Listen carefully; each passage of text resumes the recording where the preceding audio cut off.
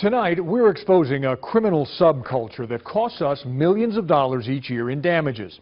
Talking to sources, we found the graffiti epicenter of Seattle, and we're taking you inside. We also sat down with an admitted vandal, and Cairo 7's Chris Lagueros reveals why the man won't stop. Graffiti scrawled on bridges, underpasses, and buildings. Name's Lil Bruh Bruh, but they call me Skeezers. Starts with a spray can like this one. And most of the people committing this crime have the same attitude as this man. I prefer doing stuff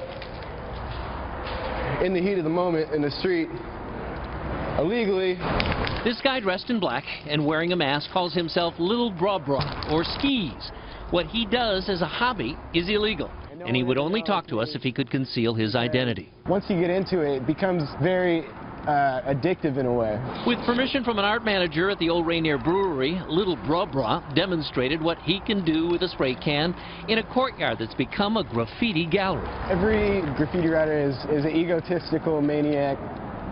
Not necessarily maniac, but they're definitely egotistical. They want to be famous for something.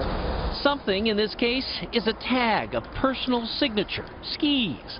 The mission of this graffiti writer is simply to put his mark on highly visible places without getting caught by police. Skeez. Being able to walk away scot-free from a graffiti situation, an illegal graffiti situation, is one of the biggest rushes, one of the greatest natural highs. But police say property owners who have to clean up messes like this are real victims. At any given time, there's about a dozen guys who are kind of incorrigible that keep doing it. And they come and go. Detective Christopher Young investigates graffiti full-time and reviews about 800 Seattle cases each year. One of the biggest myths of graffiti is that it's all gang-related. Young estimates only 1% of the graffiti in Seattle is done by gang members. He says most are young men in their late teens and 20s who are looking for a thrill. Novices are called toys, the more experienced, kings. We found out many graffiti writers buy their supplies right here, Art Primo. It's not much to look at, a little store tucked next to the Industry Lounge along busy East Marginal Way. Now, it's only open on Friday nights. We tried talking to employees, but they did not want to be interviewed. Paint markers, ink markers, markers for certain kind of surfaces. We went undercover and found a cramped space, shelves stacked with paints of every color along with ink markers. There's an entire business catering to graffiti writers. A few kings are even sponsored by spray paint companies. But for most people, there's no future and they grow out of it. I wanted to be taken seriously as an adult.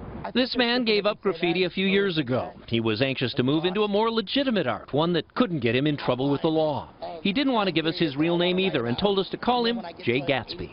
And I just wanted to do something that more people could relate to and feel good about myself doing it and be able to not have to hide. Gatsby is now going to college and writing a fictional blog about growing up in Seattle with references to his graffiti past.